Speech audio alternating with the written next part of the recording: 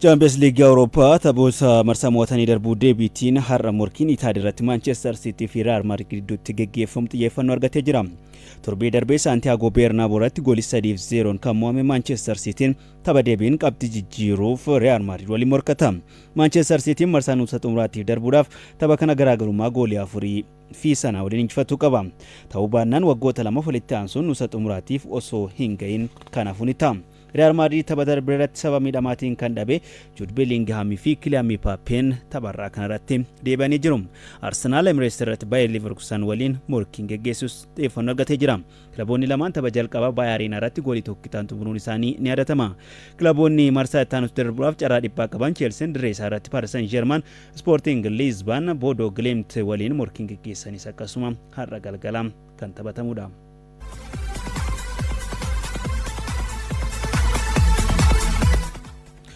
Champions League Europa marsaa kilaboota 16 boru Galatasaray Liverpool waliin taphata. Tapha dura gara Istanbul imaluudhaan goolii 1-0 kan mo'ame Liverpool tapha kanaan qabxii jijjiiruuf taphata.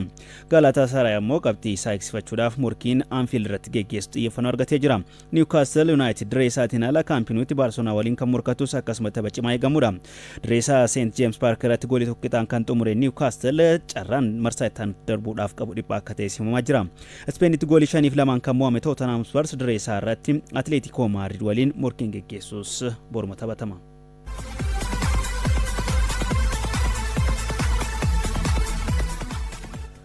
Champions League Europa marsaa kilaboota 16 taphoota 4 taphatamaa kana keessaa taphni baay'ee eegamuu fi jaallattoota kubbaa miilaa addunyaa biratti qalbii namoota hedduutiin akkasuma xiyyeeffannoo olaanaa argatee tapha Real Madrid fi Manchester Cityn Itaaliyaa irratti taphatanidha. Taphni jalqabaa Bernabeu irratti injifannoo Madrid goolii 3-0dhaan xumuramuun isaanii yaadatama. Gooliiwwan 3 Federico Valverde galcheen Manchester Cityn kan mo'ame. Manchester Cityn tapha har'aa kana dirree fi deeggartoota isaa fuulduratti taphatus qabxii kan jijjiiruudhaaf haala amma jiru kanaan ga'umsa amansiisaa akka hin qabnedha himaatiin kan jiru. Ta'us garuu leenjisaa kilabichaa dabalatee taphattoonni kilaba kanaa jechuudha qabxii kana jijjiiruudhaaf akka qophaa'aa jiranidha kan dubbataatii jiran. Leensaan kilabichaa Pep Guardiolaan waan dandeenyu hundaan yaalla kubbaa miilaatti wanti uumamu hin beekamu abdiin kutannu jechuudhaan kan dubbate.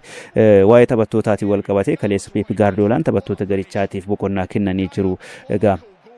Tooftaa kana bara dorgommii darbe fayyadamanii turan Pep Guardiolaan tapha Borussia Dortmund goolii 4-1 injifataniin dura guyyaa tokko dursanii taphattoota isaaniitiif boqonnaa kennanii guyyaa taphaa sana gara ganama irratti shaakala salphaa taasisuudhaan goolii 4-1 injifatanii ture. Tooftaan bara darbe Dortmund irratti yaalan sun tapha har'a Madrid waliin qabaniif ni fayyadamu kan jedhu ni eegama. Garuu taphattoota kootiif boqonnaa kennee jira. Tapha har'aatiin dura garuu shaakala salphaa ni taasisu jechuudhaan Pep Guardiolaan kan kaasanii. Bernardo Silvaan qabxii kana jijjiiruudhaaf ga'umsa qabna yookiin ni dandeenya jedheeti jira. Bernardo Silvaan isaanis goolii 3 irratti galchanii nus maaliif galchinee qabxii kana hin jijjiirre kanaaf inni jijjiirraa taphattoonni garee keenyaas ga'umsaa fi xiinsammuu tapha kana injifachuu ni qaban jechuudhaan kan dubbate. Garuu faallaa kanaatiin tapha marsaa jalqabaa irratti taphattoonni murteessoon kanneen akka Kylian Mbappé fi Jude Bellingham ture. Amma immoo taphattoonni kunniin deebi'uun cimin Real Madrid daranuu yookiin xiinsammuun garichaa akka dabaluu fi tapha kana Real Madrid salphumatti qabxii argatee yookiin goolii galchee gara marsaa itti aanutti darbuu akka danda'udha himaatii kan jiru. Taphni kun halkan sa'aatii 5 irraa eegalee kan taphatamu ta'uu isaati jechuudha. Manchester City fi Real Madrid halkan sa'aatii 5 irraa eegaluudhaan gara marsaa nuusa xumuraatti darbuudhaaf morkiin geggeessan xiyyeeffannoo argatee jira. Kilaboonni kunneen lamaan yeroo 17ffaadhaa fi taphaa har'aa kanaan kan walitti dhufanii kana dura yeroo 16 waliin taphataniin Real Madrid yeroo 6 injifatee jira. Manchester City 5 akkasuma tapha 5 qixaanii kan xumuranii tapharraa kanaan qabxii akkamii galmeessu kan jedhu ni eegama. Akkasuma Chelsea dirree isaa Stamford Bridge irratti Paris Saint-Germain ni simata. Kilaboonni England 6 ta'anii marsaa 16 qaqqabanii amma garuu carraan marsaa nuusa xumuraatiif darbu kilaboota Arsenal parsantiin isaa baay'ee gadi bu'ee jira. Dhibbeentaan isaa baay'ee gadi bu'ee jira. Ragaa ooftaan baaseen yookiin kaa'een Arsenal qofaadha marsaa nuusa xumuraatti darbuudhaaf gareen carraa olaanaa qabu. Innis dhibbeentaa 80 carraa marsaa mo'atanii darbu yookiin nuusa xumuraatiif ga'u ta'uu akka qabudha. Sanaan ala kilaboonni akka Tottenham Hotspur, Newcastle United, Chelsea, Manchester City dabalatee jaraan isaan marsaa nusa xumuraatiif ga'uudhaaf qaban baay'ee dhiphaadha. Inumaayyuu kan Manchester City kan laallu yoo ta'e dhibbeentaan Manchester City gara marsaa ittaanutti darbuudhaaf qabu dhibbeentaa 17 qofa. Kilabichi hagam direetiin ala qabxiin galmeessee dhibbeentaan gara marsaa nusa xumuraatiif darbuu inni qabu gadi buusaati kan namatti mul'isu. Chelseanis dhibbeentaan inni marsaa ittaanutti darbuudhaaf qabu baay'ee gadi bu'eetii jira. Gareen Liam Reisner kun direetiin ala goolii 5 fi 2 kan mo'amuu danda'e. Qabxii isaa direessa akkasuma Stamford Bridge irratti qabxii kana geeddaree dhuguma marsaa nusa xumuraatiif ni ga'a kan jedhu waan yaadamne jedhamaati jira. Kilabni kun Chelsea Premier League Englandinis diree fi deeggartoota isaa fuulduratti Newcastle Unitedin goolii 1-0 mo'ameeti kan tapha kanaaf dhufe. Kanaaf garichi dursaa taphattoota Reece James malee tapha har'aa kana taphataan kun iddoo shaakalaatti miidhamuu isaatiin kan tapha kanaan ala ta'uu danda'e. Miidhamni akkuma jiru ta'e ga'umsi garee kanaa laafaa ta'uu isaatiin wal qabatee direetiin ala immoo qabxii goolii 5 fi 2 mo'amuun isaa gareen kun marsaa nusa xumuraatiif darbuudhaaf carraan inni qabu akka dhiphatu taasiseetii jira jechuudha. Taphni biraa kan Arsenal fi Bayer Leverkusen sa'aatii 5 irraa eegalee taphatamudha. Arsenal kilaboota England keessaa marsaa nusa xumuraatiif darbuudhaaf kilaba carraa olaanaa qabudha. Direetiin ala goolii tokko qixaanii kan xumuree deebi'e. Har'a tapha diree isaa irratti taphatu kana tilmaama injifannoodhaan argateeti jira. Dhibbeentaan marsaa nusa xumuraatiif darbuu isaa 80 dha. Kilabiin kun Premier League Englandnis injifateeti kan dhufe.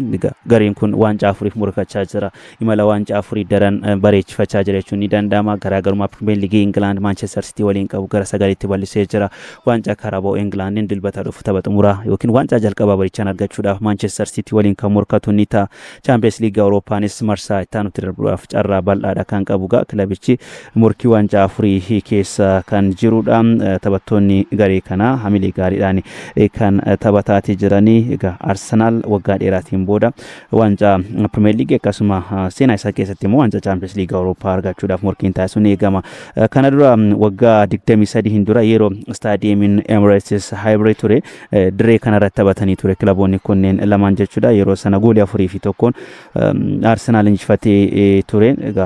Tapha kanaan wal qabatee taphattoonni kanneen akka Julian Timber fi Martin Odegaard sababa miidhamaatiin gareen ala ta'uu isaaniiti kan ibsame. Trossard gara direetti deebi'ee jira. Kun garee Mikel Artetaatiif cimina biraa ni dabalaa fi kan eegamu. Sa'aatii 2:45 irraa eegalee kilabiin Norway Bodo Glimt direetiin ala gara Portugal imaluudhaan jechuudha. Kilaba Sporting Lisbon waliin kan taphatu tapha eegamudha.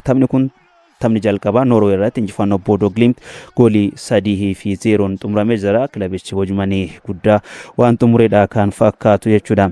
Odeeffannoo gaggabaaboo birootiin darba. Chelsean adabamee jira. Chelsean jijjiirraa taphattoota bara 2011-18 gidduutti geggeessanii kan adabame paawundii miiliyoona 10.75 adabamee jira. Yeroo abbaan qabeenyaa kilaba kana Roman Abramovich turanitti jijjiirraa taphattoota kilaba kana keessatti wal qabateeti adabbii kanaaf kan waldaan kubbaa miilaa England Chelsean jijjiirraa taphattoota kanneen akka Samuel Eto'o, Willian Ramirez, David Luiz akkasuma Andrea Volley fi Nemanja Matic wal qabatee taphattoonni kunniin akkaataan isaan gara Chelseaatti bara sana makaman iftoomina kan hin qabnee fi keessattuu jijjiirraa taphattoota kanaa fi kanneen birootiin wal qabatee namoonni dhuunfaa fi bakka buutonni taphattoota kanaa yookiin dhimma fixoonni taphattoota kanaa naannoo paawundii miiliyoona 47 seeraan ala mallaqa baasanii jiru yookiin kaffalanii jiru jechuudhaan adabbii kanaaf kan saaxilamuu danda'e. Adabbiin kun kan dabalataas Chelsea irratti darbuu akka danda'udha.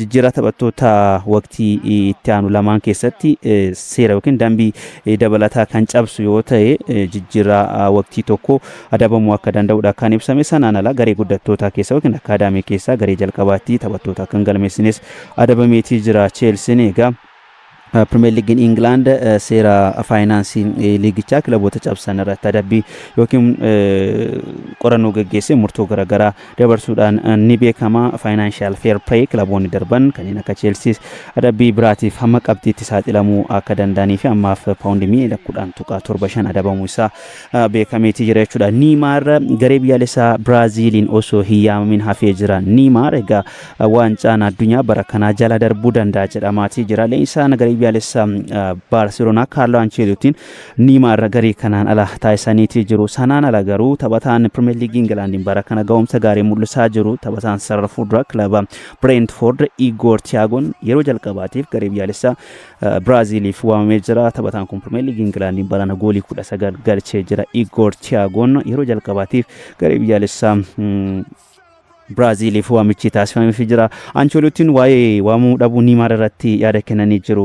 Waancaa addunyaa irratti waamuu danda'a jedhan ammatti ga'umsi irratti argamu dhibbeentaa dhibba guutuu yookiin dhibbeentaa dhibba irratti waan argamneef fayyummaan isaa yookiin ga'umsi isaa kanaaf taphataa kana waamicha taasisuu fi hin dandeenye tapha ittaanuun yookiin waancaa addunyaa ji'a sadiin booda geggeeffamuuf Neymar ga'umsa isaatti kan deebi'u yoo ta'e garee biyyaalessaatiif waamuu danda'a jechuudhaan kan dubbatanii kana gochuudhaaf ga'umsa qaamaa jabaa qabaachuu yookiin ga'umsa qaamaa gaariidhaan turuudhaaf taphoota taphachuu akkasuma diree keessatti shaakala jabaa taasisuu akka qabudha kan akka gorsaattis kaasan Carlo Ancelottiin Neymar erga bara 2023 as garee biyyaalessaa Biraaziliif waamamne sababoota miidhamaatii fi akkasuma ga'umsa aatii wal qabatee taphataan kun egaa akka eegame garee biyyaalessaa Biraaziliifis tajaajila kan kennine beekamaadhaas dhiyoo kana amma garuu sababa ga'umsaatiin wal qabatee gulaallii taphoota michoomaa gareen biyyaalessaa Biraazil taphoota Krooshiyaa waliin qabuun ala ta'uu isaatii kan gabaafame jechuudha. Odeeffannoo biraatiin kan argannu waa'ee taphataa Juventus egaa Keefraan Turaam yaada kennee jira. Keefraan Turaam yaada kenneen waa'ee arrabsoo sanyummaa irratti yaada kan kenne taphataan kun arrabsoo sanyummaatiin wal qabatee taphattoonni arrabsoo sanyummaatiif saaxilaman direedhaa ba'uun isaanii sirrii ta'ee natti mul'anne jechuudhaan kan dubbate. Egaa taphataan tokko gaafa gara diree seenu taphachuu fi garee isaa tajaajiluu fi kanaaf taphattoonni arrabsoo sanyummaa irratti geggeeffame caalaa taphataan arrabsoo sanyummaa geggeesse osoo direedhaa bahee sirrii natti fakkaata jechuudhaan kan dubbate. Egaa kun seerri adabbii yookiin seerri arrabsoo sanyummaa laafaa ta'uu isaa namatti mul'isa malee taphataan arrabsoo sanyummaa geggeesse silaa adabbiin isaaf malaa isaatu direedhaa bahuu qaba. Kanaaf amma booda wanta akkasii osoo ta'e gaariidha jechuudhaanis dubbatee jira Keefraan Turaam. Namoonni hedduun yaada isaa kanatti akka walii galanidha. Futbool Itaaliyaan kan gabaase egaa namoota arrabsaman caalaa kan arrabse osoo direedhaa bahee adabbiin cimaan irratti kan darbu ta'e taateen diree keessatti arrabsoo sanyummaatiin wal qabatee irra deddeebiidhaan mul'atu kun hafuu danda'a. An akka kootti wanta kanaa na mudate taanaan ana osoo hin ta'in namni arrabse sun yoo direedhaa bahee natti tola jechuudhaan kan dubbate. Egaa kun dhimma xiyyeeffannoo olaanaa kennamuufii qabuu fi anillee irra deddeebiidhaan kaasuu fi yaadu jechuudhaanis dubbatee jira. Odeeffannoo koo xumuraatiin Ashlii Kool argana. Yeroo jalqabaatiif leenjisaa garee jalqabaa ta'uun muudamee jira. Taphataan duraanii Arsenaalii fi Cheelsii sarratti Ashlii Kool kan taphachaa ture. Egaa amma seera Itilee kilaba seerii B keessa taphatu Sheeziinaadhaaf leenjisaa garee jalqabaa ta'uudhaan kan muudame jechuudha. Lammiin England kun yeroo jalqabaatiif hojii kana yookiin hojii leenjisummaa garee jalqabaa kan argate ganna 45 irratti argama. Ashlii Kool kana dura kilaboota akka Chelsea, Evertoniif Bournemouth akkasuma garee biyyaalessa England keessatti leenjisaa gargaaraa ta'uudhaan tajaajilaa turuunsaa ni yaadatama.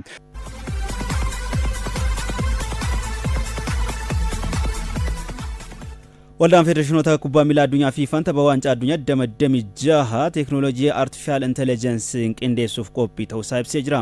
Qaamni bulchiinsa Kubbaa Miilaa Addunyaa Fiifaan hojiiwwan waancaa addunyaa 2026 teekinooloojii hubannoo nam-tolcheen qindeessuuf qophaa'u beeksisee jira. Teekinooloojiin haaraan kun qisaasama yeroo kan hambisu murtoowwan dogoggoraa kan hir'isus jedhameera. Teekinooloojiin haaraa hojiirra oolu kun taphattoota yeroo jijjiiramanii bahan sakandii 10 keessatti akka jijjiiramanii bahan ni taasisa jedhamee jira. Darbannaan harkaa sakandii 5 keessatti akka golabamuuf kan murteessus jedhamee jira. Taphattoonni miidhaman daqiiqaa tokko oliif dirree keessa akka hin turreesse teekinooloojii kanaan hojiirra oola. Dabalataan VAR kaardii akeekkachiisaa lamaaf kennamu murtoon sirrii ta'u kan mirkaneessuu fi kubbaa dhugaa irrattis murtoo ni fudhata jedhamee jira.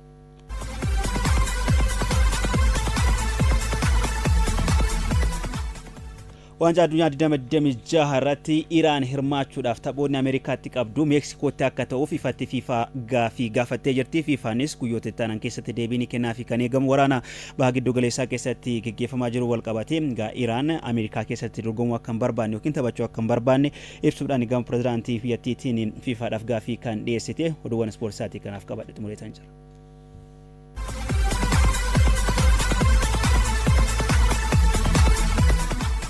Gareen biyyaalessaa Itoophiyaa gulaalli waancaa Afrikaatiif kaleessa shaakalee garee jira. Gareen biyyaalessaa Itoophiyaa ramaddii dura waancaa Afrikaa Sao Tome Principe waliin qabuuf kaleessa shaakalee galee jira. Taphattoota waamichi taasifameef 23 keessaa 21 argamanii jiru. Garichi kaleessa staadeemii Baankii Itoophiyaatti sa'aatii 11 irraa eegaluudhaan shaakala jalqabaa taasisee jira. Shaakala jalqabaa kanaan taphattoonni liigii biyya ormaa keessa jiran lama hin argamne. Kilaba Oman Al-Shabaabiif kan taphatu Kanaan Markanaa fi kilaba liigii lammaffaa Saawudii Al-Arabiif kan taphatu Gaatosh Paanoom shaakala irratti hin argamne. Taphattoonni kunneen gaafa kamisa iftaanii garichatti ni dabalamu jedhamee eegama. Gareen biyyaalessaa Itoophiyaa gulaalli waancaa Afrikaa 27 irratti hirmaachuudhaaf gulaalli jalqabaa bitootessa 18 Morookoo staadeemii Al-Abdiitti yoo taphatu guyyaa afuriin booda bitootessa 22 Stadium International Dirreedawaatti kan taphatu ni ta'a.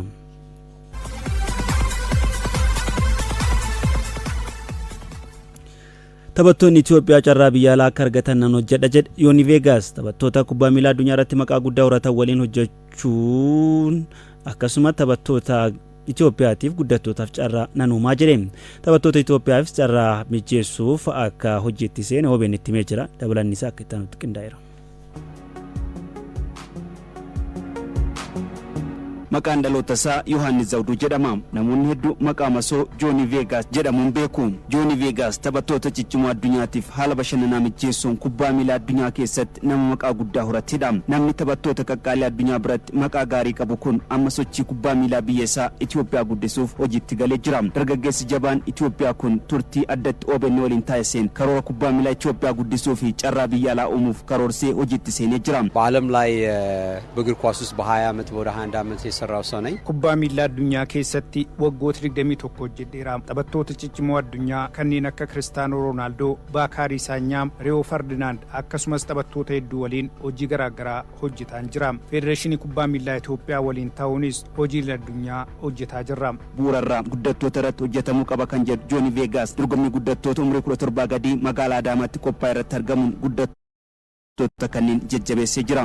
ዋናው እነዚህ ልጆች ናቸው። Abdiin egeree kubbaa miilaa Itoophiyaa guddattoota kana waan ta'aniif isaan kunuunsuu qabna. Bu'uuraalee misooma ispoortii irratti hojjechuu qabna.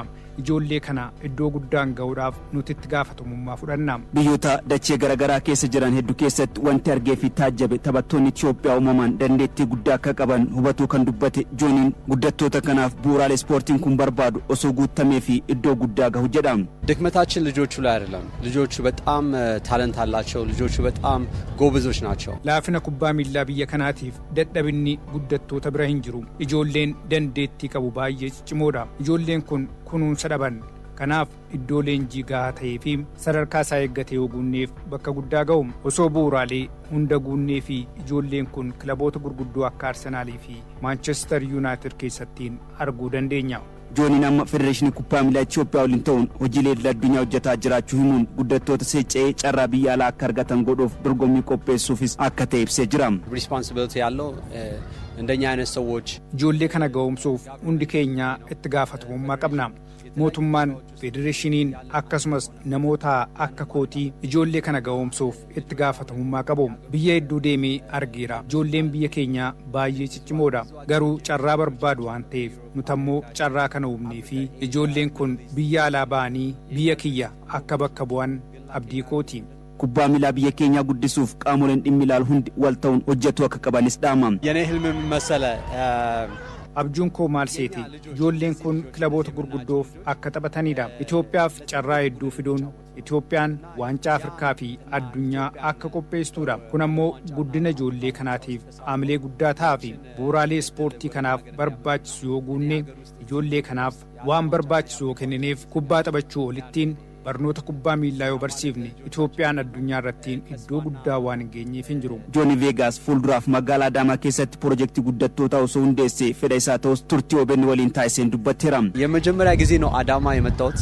እዚህም ሜቢ ለወደፊት አንድ ፕሮጀክትም ብሰራ ደስ ይለኛል።